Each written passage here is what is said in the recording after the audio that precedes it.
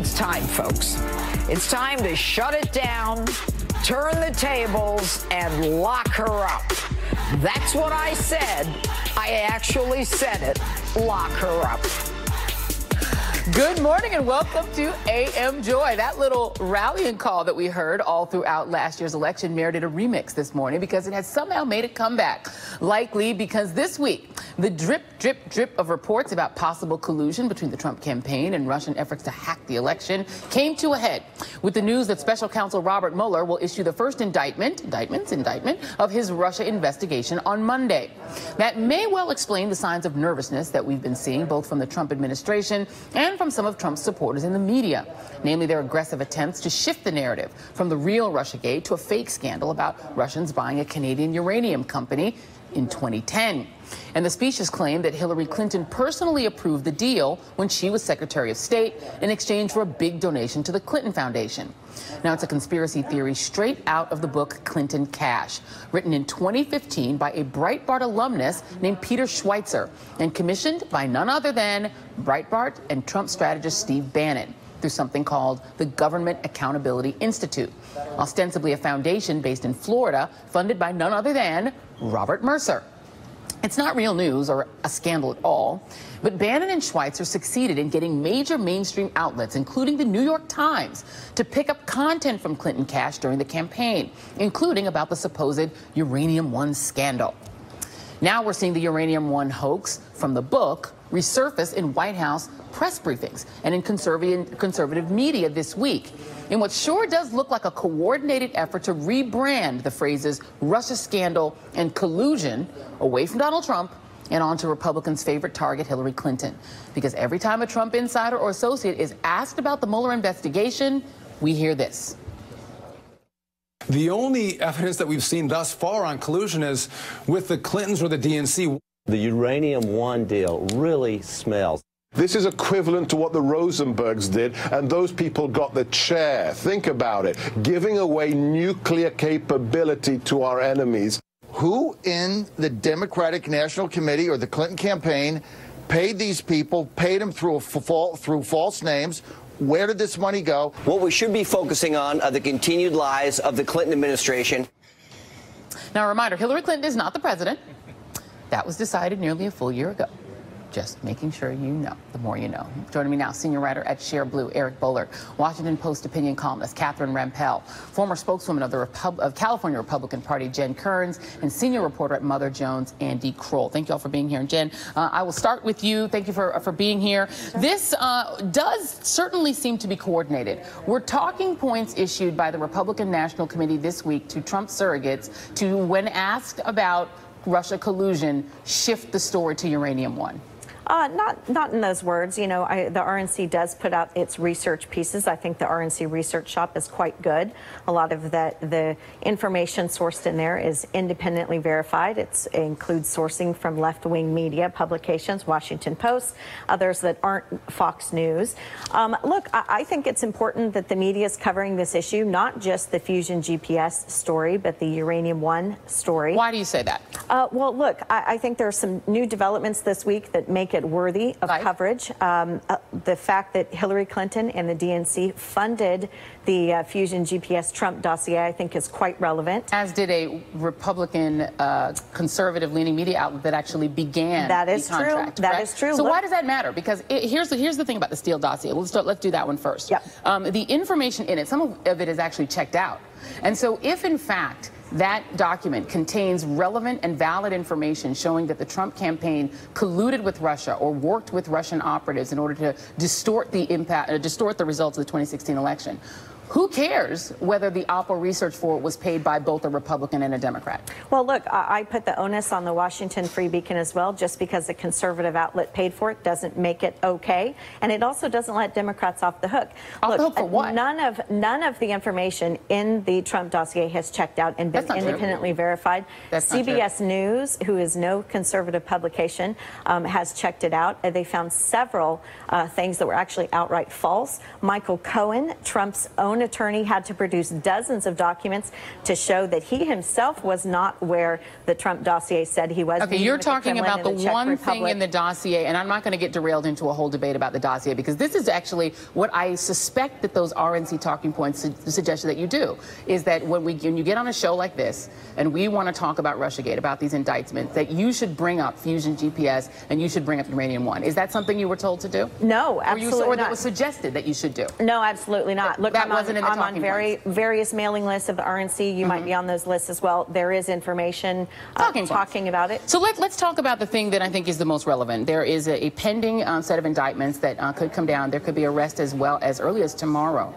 in the actual Russiagate scandal, which is the potential collusion of members of the Trump campaign with Russia, or other things. It could be money laundering, it could be tax evasion, we don't know. What is your response? What do you think? What do you make of that? Look, I think the timing is awfully uncanny. Why? The same few days that Robert Mueller is under fire, the Wall Street Journal full editorial board is calling for him to resign or to be fired. Resign from the investigation. This has been a long-running fishing expedition. Why should he resign from the investigation? Well, there are a couple of reasons. One, I'm sorry to say, it does go back to the Fusion GPS piece. This goes back to look what you've done. Let me ask you a quick question before I bring in the rest of the panel. What about the Fusion deal? This is a deal in 2010 to sell a Canadian company to a Russian company, right? What about that deal is worthy of investigation? The Uranium One deal, you mean? Yeah. Look, the Uranium One deal is problematic because you have Hillary Clinton, who is presiding at the Secretary of State's office.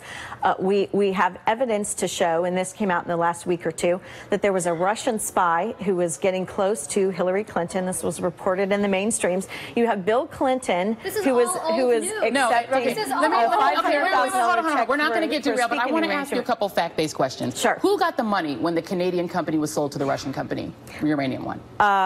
Who received the money? I presume the company, but look. Yeah, okay, second question. Who approved the sale? Because when any sort of uranium or any company that sells sort of sensitive type products, and by the way, the uranium that's mined in these mines, right, is for nuclear power. It's not for nuclear bombs, right? But when that happens, there is an organization called CFIUS that approves it. Do you know what CFIUS stands for? Yes, absolutely. What does it stand for? Committee on Foreign Investment in the United States. How many people sit on that committee? 9 members. How many have to approve a deal like this? All 9 of them, members. I believe. How many absolutely. approved this deal?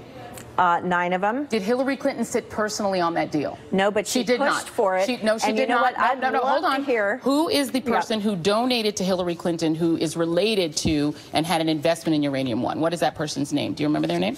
They are board members of Uranium One, donated up to $143 million. Tom Fustra. And when did Tom Fustra, did he own any assets in Uranium One at the time that Hillary Clinton was Secretary of State? You know, I don't know that, but here's what I would sold them. Here's what I'd like to know. So hold on one second. You want to know sold them years before. Yep. So what you're talking about is a deal that 9 members of CFIUS approved unanimously, none of whom was Hillary Clinton. You have a donor who separately gave Hillary Clinton donations at a time when she was not Secretary of State. The two things cross in the night. They have no relation to each other. The members of CFIUS have been very clear that Hillary Clinton had nothing to do with approving that deal. She would have had to strong-arm 8 other people in order to get them to unanimously approve the deal, and ultimately the President of the United States would intervene if they saw any problem. The CFIUS people say now, if that deal came before them today, they would still approve it unanimously. There's actually nothing about the deal that's controversial. The only reason we're talking about it is because, per your even admission, which I think is very honest, the RNC would like us to be talking about this now. I want to bring Catherine Rempel in on that point, because it does feel that there is a coordinated effort to get us to talk about Uranium One, something that has not been controversial since 2015. Yeah, I mean, the Uranium One deal, doesn't make any, or this whole conspiracy doesn't make sense either empirically or theoretically, right? It doesn't make sense empirically in the sense that, the individual elements don't make sense together, a lot of the points that you were making, and theoretically in the sense that, what? Hillary was colluding with the Russians so she could lose the election? That doesn't make any sense. I would put this under the category of basically swift voting. Do you remember swift voting? Yes, I worked on that campaign on the other side. The whole concept of this strategy is to make your weakness seem like the opposite party's weakness or the opponent's weakness. We saw this during the election and afterwards with fake news, with, no puppet, you're the puppet. My temperament isn't bad. Your temperament is bad. So it's the same kind of deal with this Russia collusion conspiracy theory.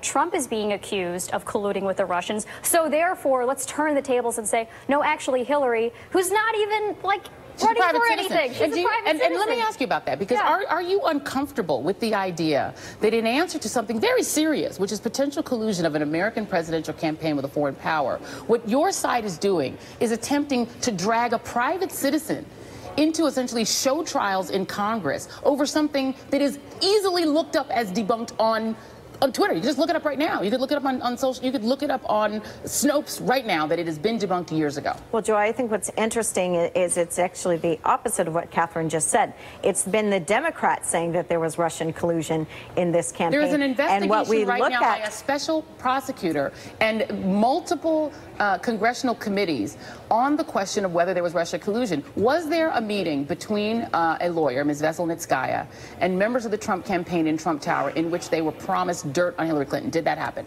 Yes, and look, Okay. I said at the she time, connected- Don Trump Jr., I believe, was a neophyte in letting that happen. I think that was a bonehead What about move. Roger Stone communicating with a Russian hacker? What about this? What about Carter Page? What about all of these Trump administration officials or campaign advisors who had undisclosed meetings with Russian officials? What about this? We still don't know, and there is a suspicion, and Congress is going to be calling people in the next week or two to find out if Russia helped also pay for that Fusion GPS document. We need to hear that, and here's the thing. Let's remember how the Fusion GPS document got into the bloodstream in the first place. It was John Brennan, the CIA director for President Barack Obama, infused that document, which has now been proven to be false. Are you claiming that into the Hillary intelligence Clinton community. colluded with Russia to lose an election?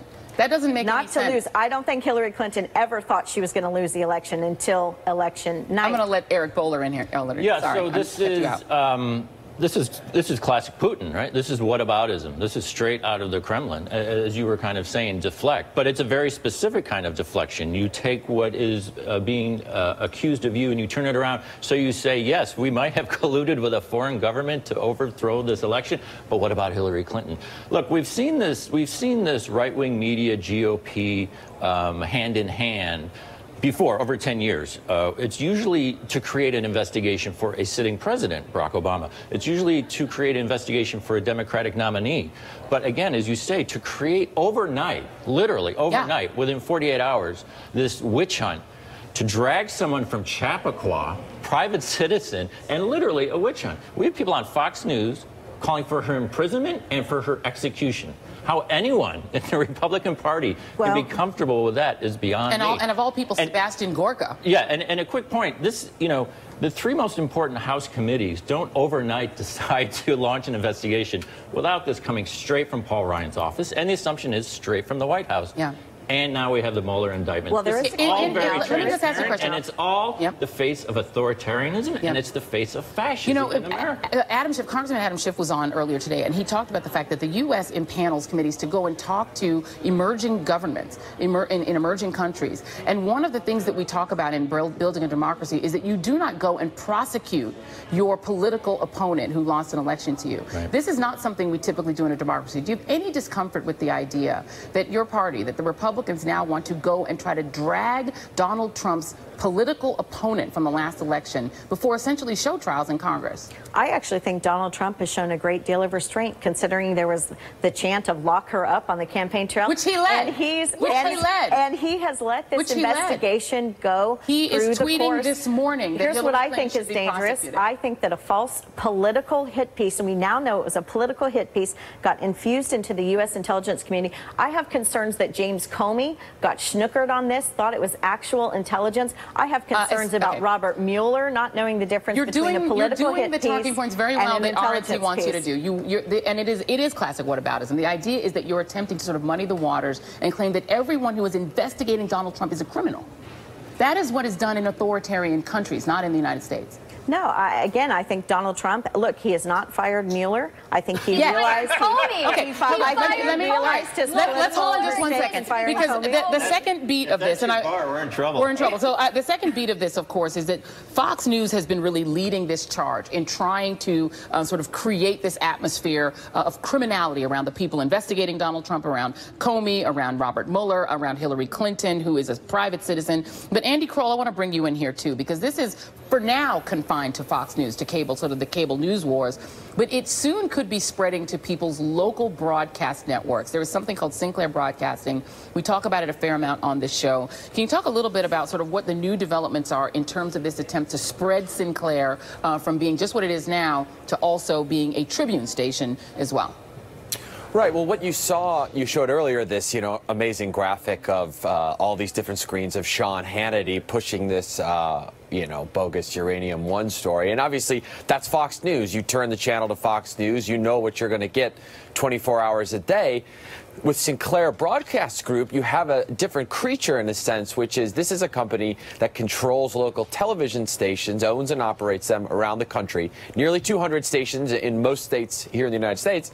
And what it does is inserts conservative messages, pro-Trump propaganda, as some TV critics have put it, into your local evening news. And so you're going to get the local sports, you're going to get the city council meeting, and then all of a sudden you get Boris Epshteyn, a former Trump White House aide, saying that the president is right about the perils of voter fraud, or that the president is right to confront North Korea in the way that he has. And so you have this message, this pro-Trump message, slipped in between the news, and people at home are watching and thinking, oh, well, maybe this is something I should be paying attention to, and maybe this guy Boris knows what he's talking about. Yeah, it's between your traffic and weather together. Really quickly, I want to show you one of the other things you get. You get Sebastian Gorka, who claims himself to be Dr. Sebastian Gorka, who was recently released from the White House and has some interesting backgrounds in terms of medals he likes to wear. This is Sebastian Gorka talking about crime with your traffic and weather together.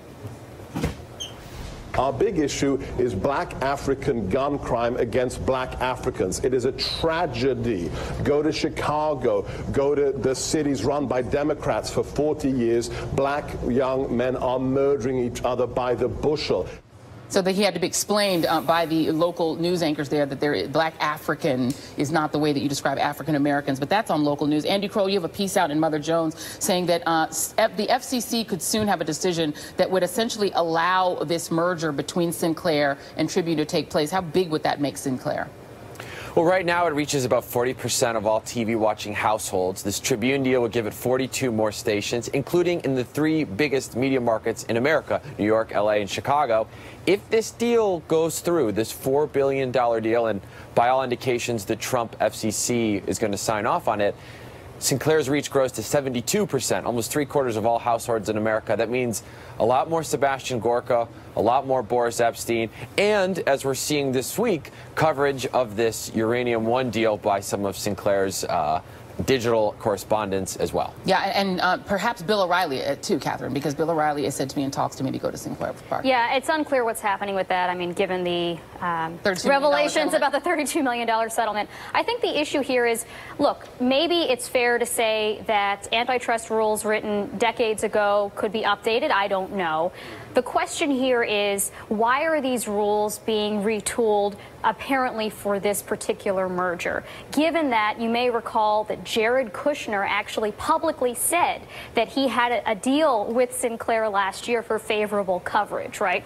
That's what's suspicious about this. Not so much that the FCC would be thinking about, well, how do we really reevaluate what's good for consumers, but why are they doing it? Why are they changing, first of all, the formula for what's good without even changing the rules? You know, whether they're meeting that 39% threshold of households, why are they changing it apparently just for the sake of this particular merger? Yeah, all right, well, I wish we had more time for this panel. Sinclair, by the way, is the Eric Boehlert full employment plan. He'll be busy fact-checking that for a while. Well, you know what, I mean, but the thing is, I'm sure you never thought you'd have to be fact-checking local news, your traffic and weather together. It's a lot more insidious when it's local news. But I'm sure you'll one person at this table will be happy that it happens. Eric Boehlert, Catherine Rempel, Jen Kurtz, Andy Kroll, thank you all very much.